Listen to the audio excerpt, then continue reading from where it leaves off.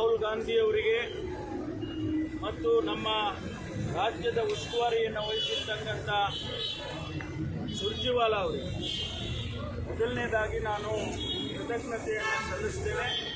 ರಾಜೇಂದ್ರ ಅವರನ್ನು ನಮ್ಮ ಕಾಂಗ್ರೆಸ್ ಪಕ್ಷದ ಅಧಿಕೃತವಾದ ಅಭ್ಯರ್ಥಿಯನ್ನಾಗಿ ಮಾಡಿಕೊಂಡಿದ್ದಾರೆ.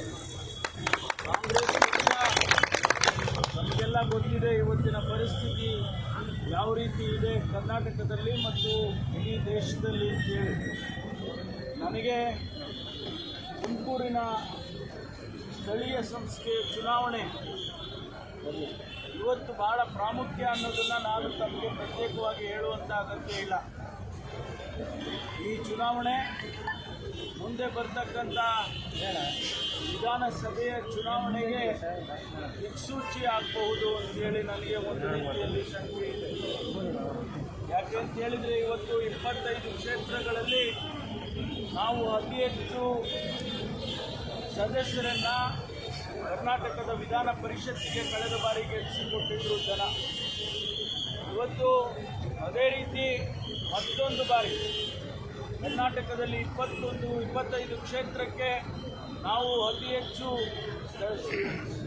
ಸದಸ್ಯರನ್ನು ಗೆಲ್ಲಿಸ್ಕೋಬೇಕು ಅನ್ನುವಂಥ ವಿಶ್ವಾಸದಿಂದ ಇವತ್ತು ಕಾಂಗ್ರೆಸ್ ಪಕ್ಷದ ಅಧ್ಯಕ್ಷರಾದ ಶಿವಕುಮಾರ್ ಅವರು, CLP ನಾಯಕರಾಗಿರ್ತಕ್ಕಂಥ ಸಿದ್ದರಾಮಯ್ಯನವರು ಮತ್ತು ನಾವೆಲ್ಲರೂ ಕೂಡ ಇಡೀ ರಾಜ್ಯದಲ್ಲಿ ಈ ಫಲಿತಾಂಶವನ್ನು ಬಯಸ್ತಾ ಇದ್ದೇವೆ. ತುಮಕೂರಿನಲ್ಲಿ ರಾಜೇಂದ್ರ ಅವರು ಕಳೆದ ಬಾರಿ ನಮ್ಮ ಅಭ್ಯರ್ಥಿಯಾಗಿ ಸ್ಪರ್ಧೆ ಮಾಡಿದರು. ದುರ್ದೈವದ ಸಂಗತಿ, ಅನೇಕ ಕಾರಣಗಳಿಂದ ಅವರು ಗೆಲ್ಲೋದಕ್ಕೆ ಸಾಧ್ಯ ಆಗಲಿಲ್ಲ. ನಮ್ಮಲ್ಲಿ ಹೆಚ್ಚು ಸದಸ್ಯರು ಇದ್ದರೂ ಕೂಡ ನಾವು ಗೆದ್ದಿದ್ದೇವೆ ಅನ್ನುವಂಥ ವಿಶ್ವಾಸ ಕೂಡ ನಮಗಿತ್ತು. ಆದರೆ ಅನೇಕ ಕಾರಣಗಳಿಂದ ನಾವು ಗೆಲ್ಲೋದಕ್ಕೆ ರಾಜೇಂದ್ರ ಅವರು ಗೆಲ್ಲೋದಕ್ಕೆ ಸಾಧ್ಯ ಆಗಲಿಲ್ಲ. ಆದರೆ ಈ ಬಾರಿ ಜಯಚಂದ್ರ ಅವರು ಹೇಳಿದಾಗೆ ನಾವೆಲ್ಲರೂ ಕೂಡ ಎಲ್ಲ ಮುಖಂಡರು ಕೂಡ ಒಪ್ಪಿ ಸರ್ವಾನುಮತದಿಂದ ಮತ್ತೆ ರಾಜೇಂದ್ರ ಅವರನ್ನೇ ಅಭ್ಯರ್ಥಿಯನ್ನಾಗಿ ಮಾಡಬೇಕು ಅಂತೇಳಿ ನಾವು ವರಿಷ್ಠರಿಗೆ ಹೇಳಿದ ಮೇಲೆ ವರಿಷ್ಠರು ಕೂಡ ನಮ್ಮ ಮಾತಿಗೆ ಗೌರವವನ್ನು ಕೊಟ್ಟು ಇವತ್ತು ಅವರನ್ನು ಅಭ್ಯರ್ಥಿಯನ್ನಾಗಿ ಮಾಡಿ ಕಳಿಸ್ಕೊಟ್ಟಿದ್ದಾರೆ. ನಮ್ಮ ಜವಾಬ್ದಾರಿ ಭಾಳ ದೊಡ್ಡದಿದೆ. ಇವತ್ತು ನಾವು ಹೆಚ್ಚು ಸಂಖ್ಯೆಯಲ್ಲಿದ್ದೇವೆ ಎನ್ನುವಂಥ ಭಾವನೆ ನಮಗಿದೆ. ಕಾಂಗ್ರೆಸ್ ಪಕ್ಷದ ಬೆಂಬಲಿತ ಸದಸ್ಯರು ಹೆಚ್ಚು ಜನ ಇದ್ದಾರೆ ಅಂತೇಳಿ ಇವತ್ತು ನಾವು ಅಂದ್ಕೊಂಡಿದ್ದೇವೆ. ಹೆಚ್ಚು ಜನ ಇದ್ದಾರೆ ಕೂಡ. ಆದರೆ ಅವರೆಲ್ಲರನ್ನೂ ಕೂಡ ನಮಗೆ ರಾಜೇಂದ್ರಗೆ ಮತ ಹಾಕಿಸುವಂಥ ಕೆಲಸ ನಾವೆಲ್ಲರೂ ಕೂಡ ಮಾಡಬೇಕು. ಪ್ರತಿಯೊಂದು ಪಂಚಾಯಿತಿಯಲ್ಲಿ ಯಾರು ಸದಸ್ಯರಿದ್ದಾರೆ, ಯಾವ ಸದಸ್ಯ ಯಾವ ರೀತಿ ನಡ್ಕೊಳ್ತಾನೆ, ಯಾವ ಸದಸ್ಯನನ್ನು ಯಾರು ಸಂಪರ್ಕ ಮಾಡ್ತಾರೆ, ಯಾರು ಹಣದ ಆಮಿಷ ಕೊಡ್ತಾರೆ ಅಥವಾ ಜಾತಿಯ ಆಮಿಷ ಕೊಡ್ತಾರೆ, ಇದನ್ನೆಲ್ಲವನ್ನು ಕೂಡ ನಾವು ಸ್ಥಳೀಯವಾಗಿ ನೋಡಿಕೊಂಡು ನಾವು ಇವತ್ತು ರಾಜೇಂದ್ರ ಅವರನ್ನು ಗೆಲ್ಲಿಸ್ಕೊಡ್ಬೇಕು. ಇದು ರಾಜೇಂದ್ರನ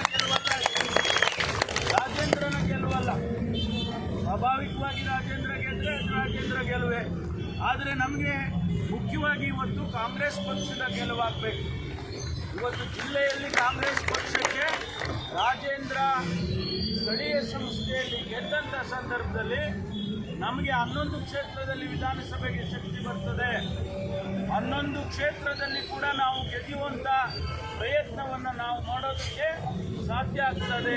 ಅದಕ್ಕೋಸ್ಕರ ನೀವೆಲ್ಲರೂ ಕೂಡ ಹೋರಾಟ ಮಾಡಿ ನಮ್ಮ ಶಕ್ತಿ ಮೀರಿ ನೀವು ಕೆಲಸ ಮಾಡಬೇಕು ಅಂತೇಳಿ ನಾನು ಅತ್ಯಂತ ವಿನಯವಾಗಿ ತಮ್ಮಲ್ಲಿ ಪ್ರಾರ್ಥನೆ ಮಾಡ್ತೇನೆ. ಇವತ್ತು ಪ್ರಸ್ತುತ ಸರ್ಕಾರ ಇದೆ, ಭಾರತೀಯ ಜನತಾ ಪಾರ್ಟಿಯ ಸರ್ಕಾರ ಇದೆ. ಏನು ಆಡಳಿತ ನಡೀತಾ ಇದೆ ಅನ್ನೋದು ಯಾರಿಗೂ ಗೊತ್ತಾಗ್ತಾ ಇಲ್ಲ. ಸರ್ಕಾರ ಇದೆಯಾ ಇಲ್ವಾ, ಸದ್ಯೋಗಿದೆಯಾ, ಮುಖ್ಯಮಂತ್ರಿಗಳಿದ್ದಾರಾ, ಸಂಪುಟದ ಸದಸ್ಯರಿದ್ದಾರಾ, ಒಂದು ಸಂಪುಟ ಒಂದು ಮಿನಿಸ್ಟ್ರಿ ಅಂತ ಇದೆಯಾ, ಈ ಪ್ರಶ್ನೆವರೆಗೂ ನಾವು ಬಂದುಬಿಟ್ಟಿದ್ದೇವೆ. ಒಂದು ಕಡೆ ಅತಿ ಹೆಚ್ಚು ಮಳೆಯಾಗಿ ಪ್ರವಾಹ ಆಗ್ತಾ ಇದೆ. 11 ಲಕ್ಷ ಎಕರೆ ಭೂಮಿಯಲ್ಲಿ ಇವತ್ತು ನಮ್ಮ ಬೆಳೆಗಳ ನಾಶ ಆಗಿದೆ. ಸಾವಿರಾರು ಕೋಟಿ ರೂಪಾಯಿ, 1 ಲಕ್ಷಕ್ಕೂ ಹೆಚ್ಚು ಕೋಟಿ ರೂಪಾಯಿ ನಷ್ಟ ಆಗಿದೆ ಅಂತೇಳಿ ಕೃಷಿ ಇಲಾಖೆಯವರು ಹೇಳ್ತಾ ಇದ್ದಾರೆ. ಆದ್ದರಿಂದ ಇವತ್ತು ಆ ಕಡೆನೂ ಕೂಡ ಗಮನ ಹರಿಸ್ತಾ ಇಲ್ಲ ಮತ್ತು ಬೇರೆ ಬೇರೆ ಕಾರ್ಯಕ್ರಮಗಳನ್ನು ಕೂಡ ಮಾಡ್ತಾ ಇಲ್ಲ. NREG ಕಾರ್ಯಕ್ರಮ ಕೇಂದ್ರದ್ದು ನಮ್ಮ ಪಕ್ಷದ ಕೊಟ್ಟಂಥ ಕಾರ್ಯಕ್ರಮ ಇವತ್ತು ಆ ಕಾರ್ಯಕ್ರಮಕ್ಕೂ ಕೂಡ ಸ್ಥಗಿತ ಮಾಡ್ತಕ್ಕಂಥ ರೀತಿಯಲ್ಲಿ ನಡ್ಕೊಳ್ತಾ ಇದ್ದಾರೆ. ಸ್ಥಳೀಯ ಸಂಸ್ಥೆಗೆ ಯಾವುದೇ ಸರ್ಕಾರವನ್ನು ಕೊಡೋದಕ್ಕೆ ಇವತ್ತಿನವರೆಗೂ ಸಾಧ್ಯ ಆಗ್ತಾ ಇಲ್ಲ. RDPR ಮಿನಿಸ್ಟರ್ ಇದ್ದಾರೆ. ಯಾವ ಗ್ರಾಂಟನ್ನು ನಾವು ಸಂಯುಕ್ತ ಸರ್ಕಾರದಲ್ಲಿ ನಾವು ಕೊಟ್ಟಿದ್ದೋ ಆ ಗ್ರಾಂಟನ್ನು ವಾಪಸ್ ತಗೊಂಡಿದ್ದಾರೆ. ನನ್ನದೇ ಕ್ಷೇತ್ರದಲ್ಲಿ 150 ಕೋಟಿ ರೂಪಾಯಿಯನ್ನು ವಾಪಸ್ ತಗೊಂಡಿದ್ದಾರೆ RDPRನವರು. ಅಂದರೆ ನಿಮಗೆ ಸ್ಥಳೀಯ ಸಂಸ್ಥೆಗಳಲ್ಲಿ ಯಾವುದೇ ವಿಶ್ವಾಸ ಇಲ್ಲ, ಪಂಚಾಯತಿನಲ್ಲಿ ಯಾವುದೇ ವಿಶ್ವಾಸ ಇಲ್ಲ. ಆಗಿರ್ತಕ್ಕಂಥ ಸಂದರ್ಭದಲ್ಲಿ ನಿಮ್ಮ ಪ್ರತಿನಿಧಿ ಇಲ್ಲಿಂದ ಆರಿಸಿ ಅವನೇನು ಮಾಡಲಿಕ್ಕೆ ಸಾಧ್ಯ ಆಗ್ತದೆ. ಅದಕ್ಕೋಸ್ಕರ ಇವತ್ತು ಭಾರತೀಯ ಜನತಾ ಪಾರ್ಟಿಯವರು ಒಂದು ಕಡೆ, ಜನತಾ ದಳ ಒಂದು ಕಡೆ, ಇಬ್ಬರು ಸೇರಿಕೊಂಡು ನೋಡಿ, ಅವರು ಏಳೇ ಕ್ಷೇತ್ರದಲ್ಲಿ ಕ್ಯಾಂಡಿಡೇಟ್ ಹಾಕಿದ್ದಾರೆ ಜನತಾ ದಳದವರು. ಇದೇನು ತೋರಿಸುತ್ತೆ ಅಂತ ಹೇಳಿದ್ರೆ, ಎಲ್ಲ ಒಂದು ಕಡೆ ಅವರಿಬ್ಬರು ಕೂಡ ಹೊಂದಾಣಿಕೆ ಮಾಡ್ಕೊಂಡಿದ್ದಾರೆ. ನಾವು ಕ್ಯಾಂಡಿಡೇಟ್ ಆಗಲ್ಲ, ನಿಮಗೆ ಸಪೋರ್ಟ್ ಮಾಡ್ತೀವಿ ಅಂತೇಳಿ ಅನೇಕ ಜಿಲ್ಲೆಗಳಲ್ಲಿ ಇವತ್ತು ಅವರು ಅವರಿಗೆ ಸಪೋರ್ಟ್ ಮಾಡ್ತಾ ಇದ್ದಾರೆ. ಆದ್ದರಿಂದ ಇಲ್ಲಿ ಬಂದಿರ್ತಕ್ಕಂಥ ಜನತಾದಳದ ಕ್ಯಾಂಡಿಡೇಟ್ ಯಾರೋ ಗೊತ್ತೇ ಇಲ್ಲ ನಮಗೆ. ಅವರ ಹೆಸರು ಕೂಡ ನಾವು ಕೇಳಿರಲಿಲ್ಲ ಇಲ್ಲಿವರೆಗೆ. ಇವತ್ತು ಅವರು ಹಣ ಇದೆ, ಅಲ್ಲೋ ಹಣ ಮಾಡಿದ್ದೀವಿ, ಹಣ ಕೊಟ್ಟರೆ ನಮಗೆ ಮತ ಹಾಕ್ತಾರೆ ಎನ್ನುವಂಥ ಉದ್ದೇಶದಿಂದ ಅವರು ಬಂದಿದ್ದಾರೆ. ಭಾರತೀಯ ಜನತಾ ಪಾರ್ಟಿ ಅಭ್ಯರ್ಥಿ ಯಾರಂತ ಗೊತ್ತಿಲ್ಲ.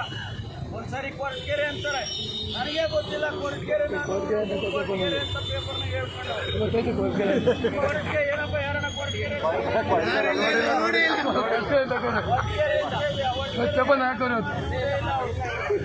ಮಾಧುಸ್ವಾಮಿ ವ್ಯಕ್ತಿ ಇವತ್ತು ಅಭ್ಯರ್ಥಿಯಾಗಿ ಬಂದಿದ್ದಾರೆ. ಇಬ್ಬರಿಗೂ ಕೂಡ ಹಣ ಹೆಚ್ಚಿದೆ ಅಂತೇಳಿ ಹೇಳ್ತಾ ಇದ್ದಾರೆ. ನಂಗೆ ಗೊತ್ತಿಲ್ಲ, ನಾನು ನೋಡಿಲ್ಲ ಅವ್ರ ಹತ್ರ ಹಣ ಹೆಚ್ಚಿಗೆ ಇರೋದು. ಆದರೆ ಹಣ ಹೆಚ್ಚಿಗೆ ಇದೆ, ನಾವು ಗೆದ್ಬಿಡ್ಬೋದು ಅಂತ ಉದ್ದೇಶ ಇಟ್ಕೊಂಡು ಬಂದಿದ್ದಾರೆ. ಕಾಂಗ್ರೆಸ್ ಸದೃಢವಾಗಿದೆ ಈ ಜಿಲ್ಲೆಯಲ್ಲಿ ಅಂತೇಳಿ ನೀವೆಲ್ಲ ತೋರಿಸ್ಕೊಡ್ಬೇಕು. ರಾಜೇಂದ್ರ ಒಬ್ಬ ಯುವಕ, ಬಹುಶಃ ನಮಗೆ ಹೊಂದ್ಕೊಳ್ತಕ್ಕಂಥ, ಆಧುನಿಕ ಯುಗಕ್ಕೆ ಹೊಂದ್ಕೊಳ್ತಕ್ಕಂಥ ರೀತಿಯಲ್ಲಿ ಯುವಕರನ್ನು ಸಂಘಟನೆ ಮಾಡ್ತಕ್ಕಂಥ ರೀತಿಯಲ್ಲಿ ಒಂದು ಅವಕಾಶ ಕಲ್ಪಿಸಿಕೊಡ್ಬೇಕು ಅಂತೇಳಿ ನಾನು ಕೂಡ ನಮ್ಮಲ್ಲಿ ಪ್ರಾರ್ಥನೆ ಮಾಡಿ ತಾವೆಲ್ಲ ಇವತ್ತು ನಾಮಿನೇಷನ್ ಮಾಡೋದಕ್ಕೆ ಬಂದಿದ್ದೇವೆ. ಇದು ಉತ್ಸಾಹವನ್ನು ತೋರಿಸಿದ್ದು, ಈ ಉತ್ಸಾಹ ಕೊನೆವರೆಗೂ ಇರಬೇಕು. ಭಾಳಷ್ಟು ಜನ ಮೆಂಬರ್ಸ್ಗಳು ಬಂದಿದೆ.